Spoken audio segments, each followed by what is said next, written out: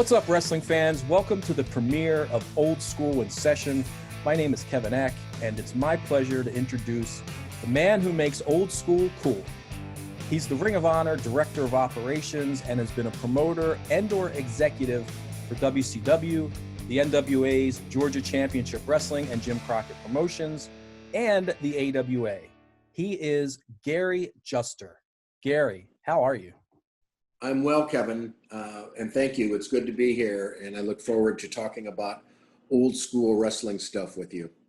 Absolutely. Well, I'll tell you, for the intro, I was either going to say that you put the old in old school or you made old school cool. So I figured you'd appreciate the latter. I do appreciate it, and yeah, thank you. I think we did some cool stuff back in the day, and it'll be fun to reminisce about it and talk about it the way wrestling was kind of in the kayfabe era. I was right on the cusp. When I started, we were in the kayfabe era, but that changed during my tenure. So it's been interesting. And I know a lot of the fans out there like the old school stuff and like the history. And so much of it has not been written down or recorded. So sometimes I think it's just fun to talk about it. Oh, there's no question about it. And I just say on a personal note, I'm really excited to be doing this with you because I know that you just have such a wealth of stories from working behind the scenes in major pro wrestling companies going all the way back to the 1970s, that's the era that, or the decade that I, as a very young boy, first became a fan.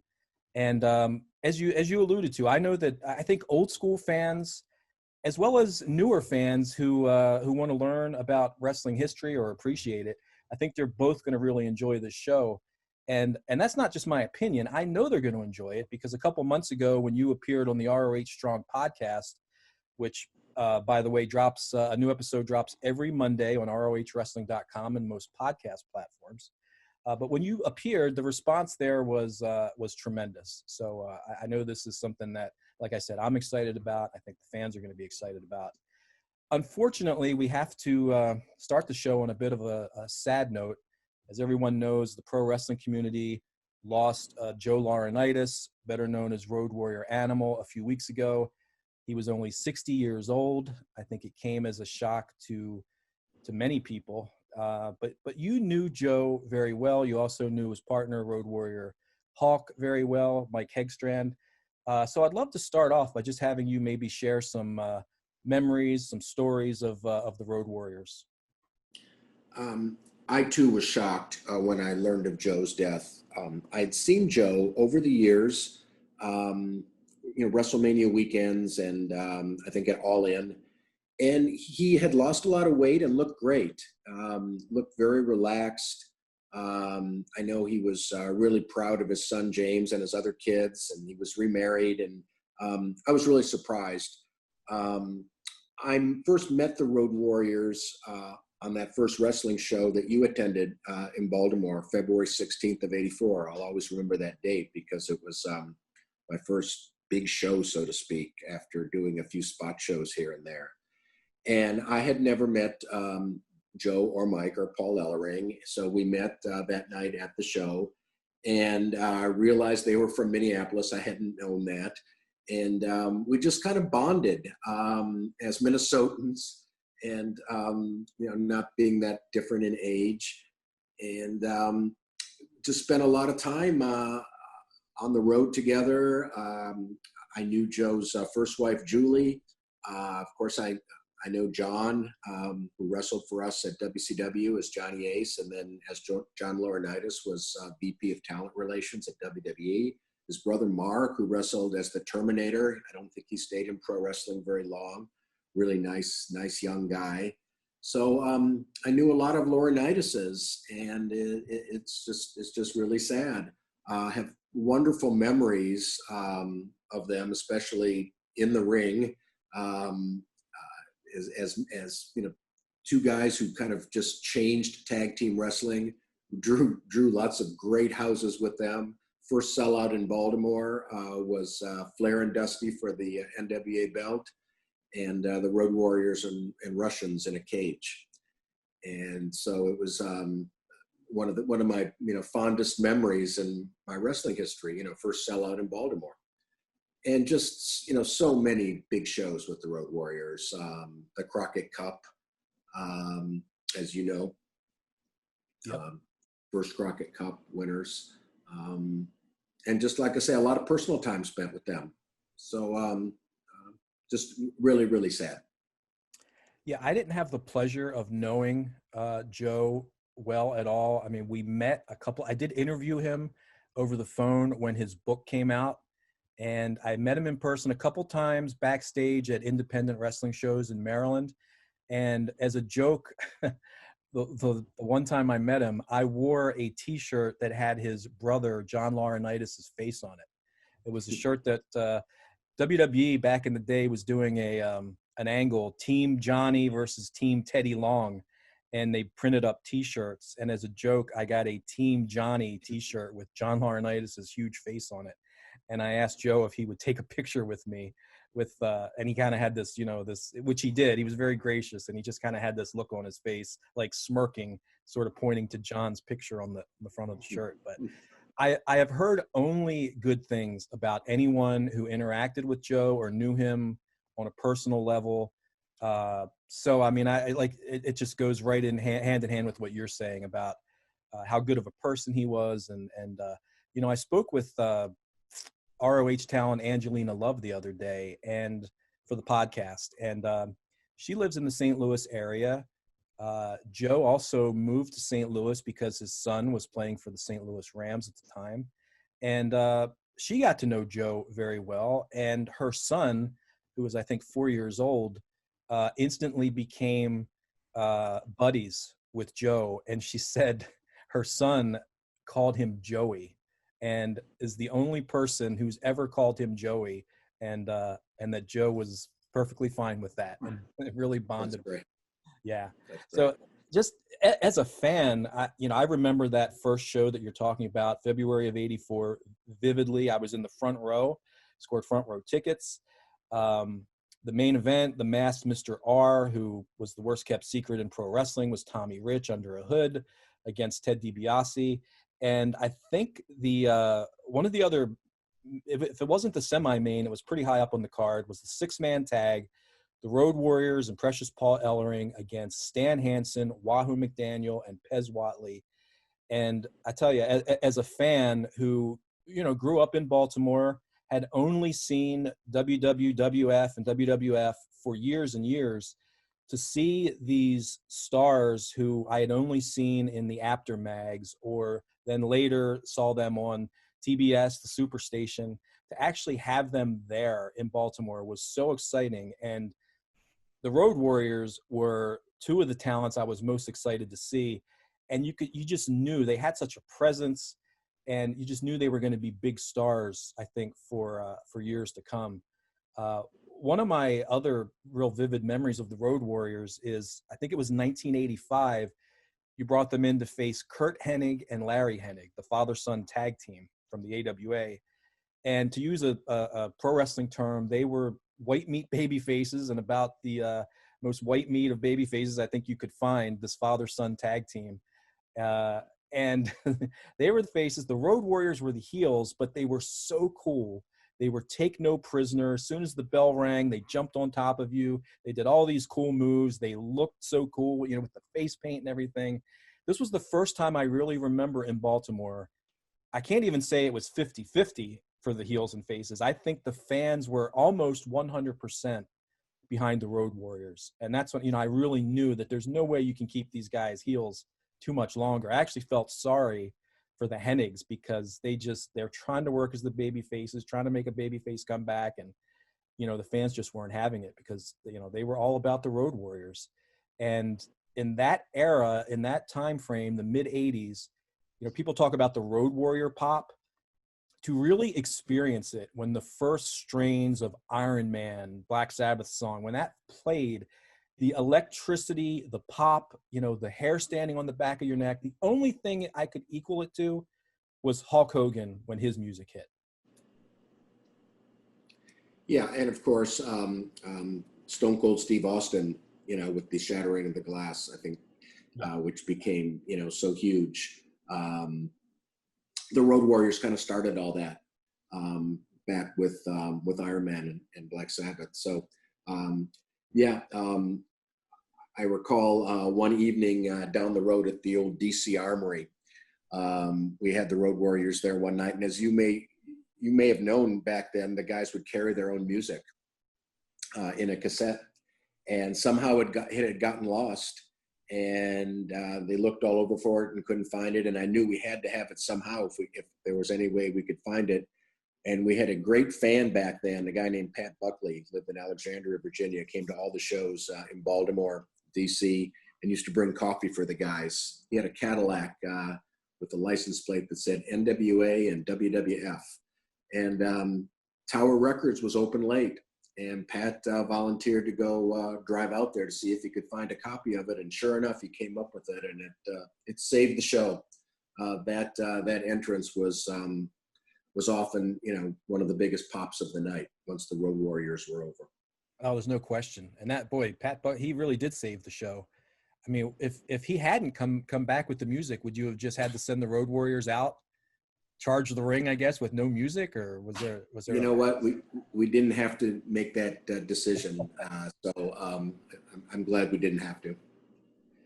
Another match that I really recall that's apart from, of course, all the Crockett matches that the Road Warriors had in Baltimore was a very unique matchup. It was the Road Warriors against the Wild Samoans, Afa and Sika. And I don't think that was one that really, now correct me if I'm wrong, that didn't really go around the circuit, right? Was that sort of uniquely for Baltimore?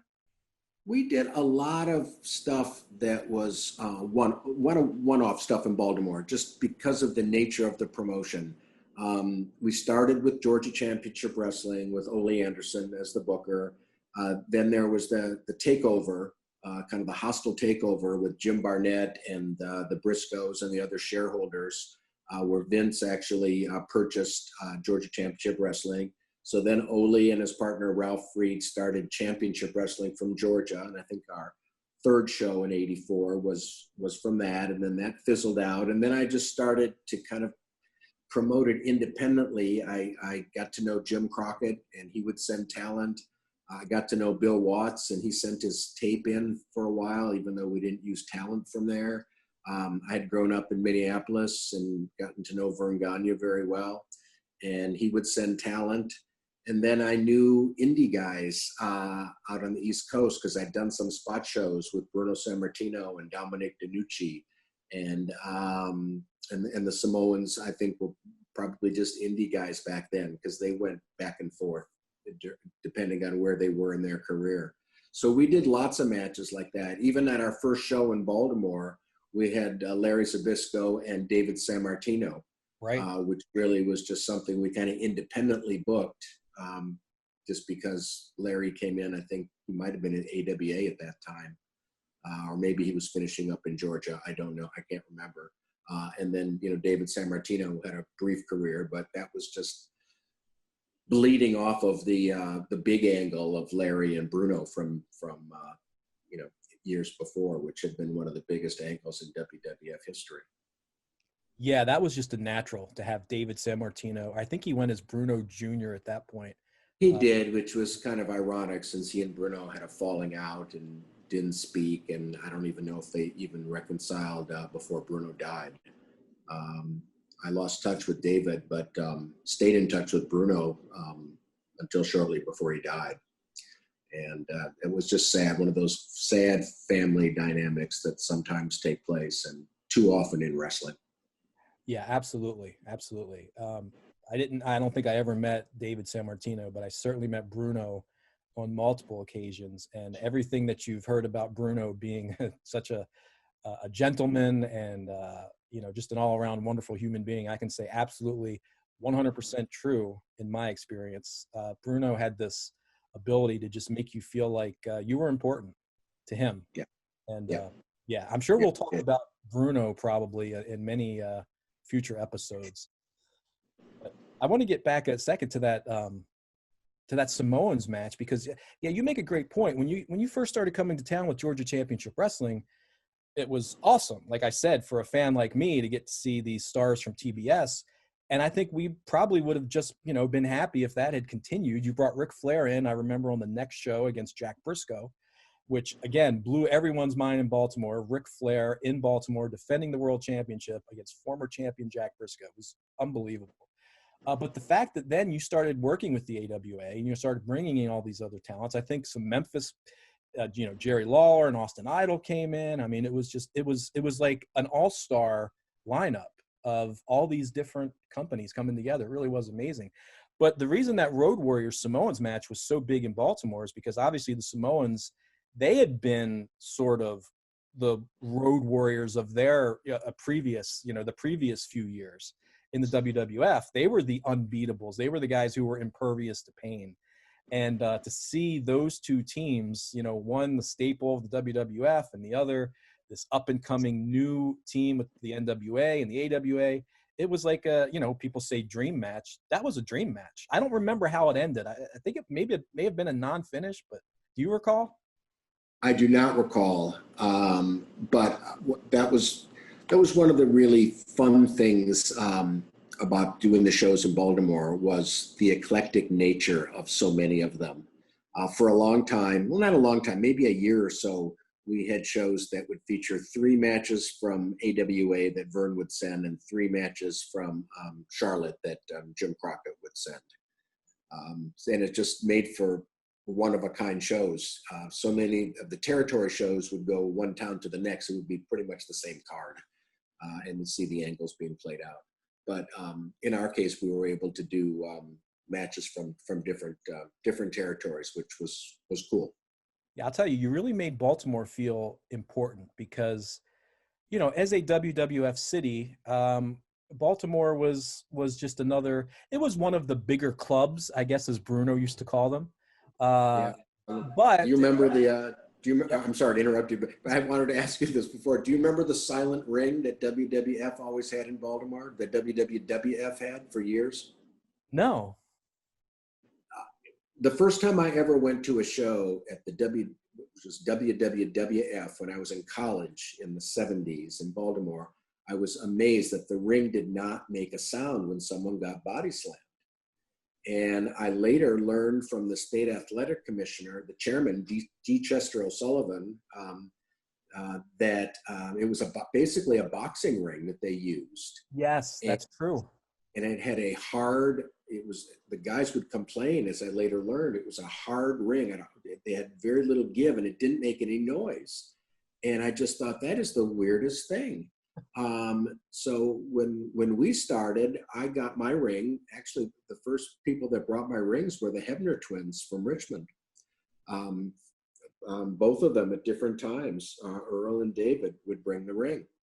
And I also got the ring sometimes from Larry Sharp in New Jersey. And they were all good, solid, bump-friendly rings that made some noise too when bumps were taken, and there was a slam. So I think maybe the fans in Baltimore were glad to see that as well. Yes, now that you say it, and I did know that was a boxing ring, and Bruno did actually talk about how hard it was. I think when he lost the title to Superstar Billy Graham, that famous match in Baltimore, that was in the boxing ring. Yeah. What I noticed, I didn't even think then about the ring not making noise, but what I did notice later was when it did make noise. And that was when I was like, wow, that's really loud when the slams happen. And then I guess that's sort of when it dawned on me that, yeah, you didn't hear that noise before. Sure, because where I grew up watching wrestling, the rings made noise.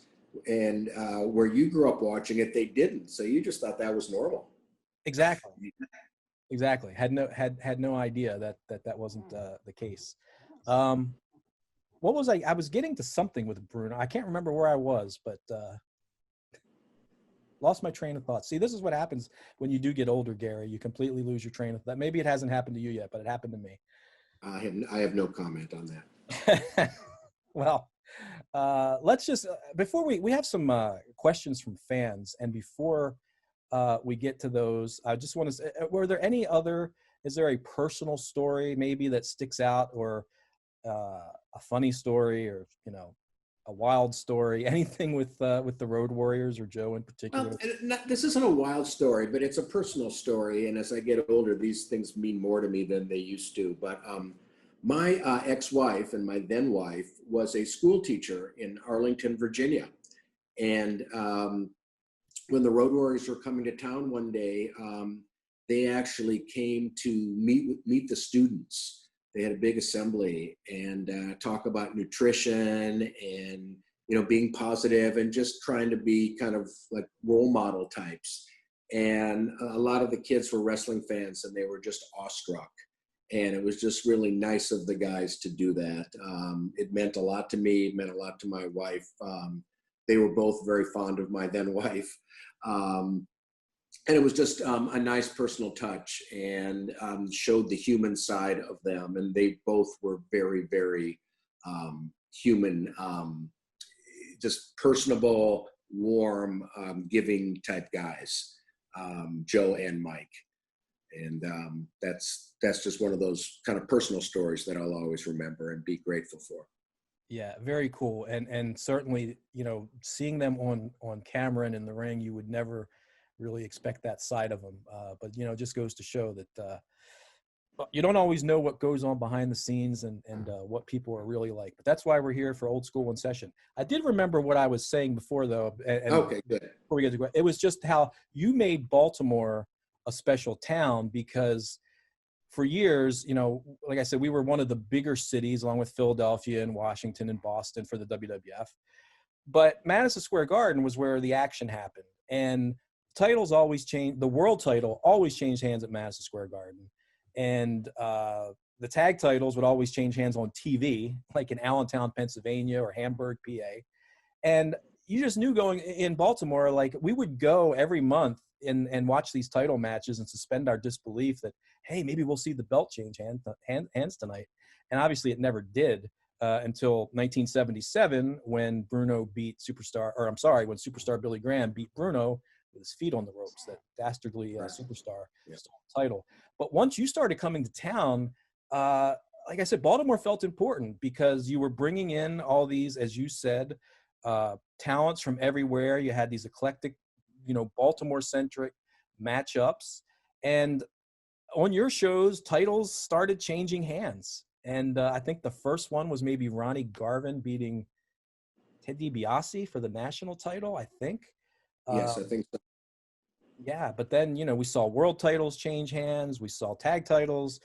As you alluded to earlier, we got the 2-day Crockett Cup, the second one in Baltimore. So if I haven't said it before, Gary, thank you for making my my teenage years and my 20s and, you know, just very enjoyable.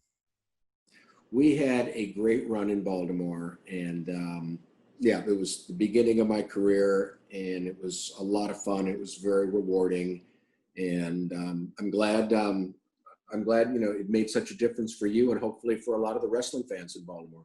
Oh, I could speak, you know, not only for myself, but I know a lot of my my friends felt the same way, and I'm sure we were not unique in that aspect. I think we have time, Gary, for maybe one question. And by the way, if you'd like to submit a question for Gary, whether it's a question or a topic you'd like him to speak about in the old school kayfabe era, as we call it, just tweet the question or the topic using the hashtag AskGary. And by the way, a new episode of Old School in Session will drop every Wednesday right here on ROH's YouTube channel. So, Gary, here is the question we're going to do for this week. It comes from someone named Gator. I don't know if you may be familiar with them, but boy, this is a long question, okay? But I'm going to read it. So strap in. Here's the question from Gator. The series of matches between Ric Flair and Ricky Steamboat in the first half of 1989 are often considered some of the greatest matches in NWA history, certainly at least during the 1980s, and were one of the last great set of matches before WCW dissolved their partnership with the NWA. The pair had a match at Chi-Town Rumble that was an absolute classic, leading up to a rematch at Wrestle War that same year for their final contest for the NWA World's title. In the 3 months between these two matches, they took the feud on the road, wrestling together many nights all over the country. On March 18th, Flair and Steamboat performed twice, once in the evening in Philadelphia, plus an afternoon spot show in Landover, a match that is considered one of the greatest matches ever seen during the territorial era. Being a longtime Maryland promoter, did you promote this show and match? If so, at what point during the promoting stage did you know we're getting that match, and did it change how you promoted it? I started promoting at the Capitol Center, the old Capitol Center in Landover, Maryland. I believe it was around 86, 87. I had tried very hard to get into that building. After Baltimore, the next building I wanted to get to was the big building in DC, the Capitol Center.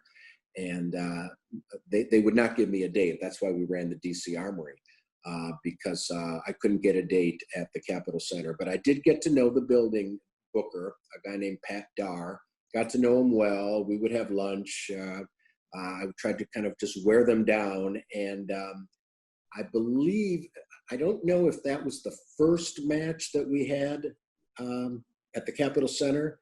I know we did do a Great American Bash at the Capitol Center, and had a really, really big crowd. And that was just, a really, really great thing to be able to go and do another one of the WWF's home buildings. But as far as promoting it, one of the advantages we had in DC was, I don't know if you remember George Michael from George Michael Sports Machine. Absolutely. He was the only mainstream sports guy who would show wrestling highlights. Exactly. Well, that show was syndicated nationally, but it was a local show. George was the local sports guy on Channel 4 in DC, and I lived in DC at that time. When I promoted in Baltimore, I actually lived in the DC area. And George was the sports guy on WRC TV, Channel 4. And I got to know him, and I got to know one of his producers, Lou Charlip, who's a big wrestling fan and still a good friend. George died about 10 years ago. And George loved wrestling, and he would call me sometimes before going on the air to get the latest scoop on wrestling and when we were coming and whatnot. And for that show, every time I did a show early on at the Capitol Center, George would show highlights on Channel 4 in Washington on the sports show, a lot of eyeballs. So my main vehicle for promoting wrestling in Washington at that time was my relationship with George Michael on Channel 4. That was huge. Well, yeah, and I remember that vividly, watching those. Well, I wish it was vivid. Let's say my memory is vivid of George Michael's Sports Machine. The picture wasn't very vivid, though, because living in Baltimore, yes, we got the Washington stations, but we didn't have cable yet. I don't think at that point. Maybe later, by the time you were promoting in Washington, maybe so, but before that, you could see the Washington stations, but not very well. But I would still try to watch the George Michael highlights because, yeah, he was the only guy doing it. Certainly didn't see that on any Baltimore local stations. Exactly. Yeah, that was great. George Michael was a great fan of wrestling and a great booster of wrestling, which was terrific. Because, as you say, there weren't many mainstream sports guys on television that would do that. Well, Gary, this has been a pleasure. It's all the time we have for today. But so Old School in Session episode 1 is in the books. How are you feeling about Old School in Session episode 2? I look forward to talking with you next week, Kevin. We'll come up. You can come up with some topics and some questions from fans, and we'll have a good discussion. Absolutely. Thanks for being on here with us, Gary. And I want to thank everyone for listening to the first episode of Old School in Session. As a reminder, we will have a new episode every Wednesday here on ROH's YouTube channel. And if you'd like to submit a question or topic for Gary, you can do so via Twitter using the hashtag AskGary. For Gary Juster, this is Kevin Eck, and Old School is out. Until next week.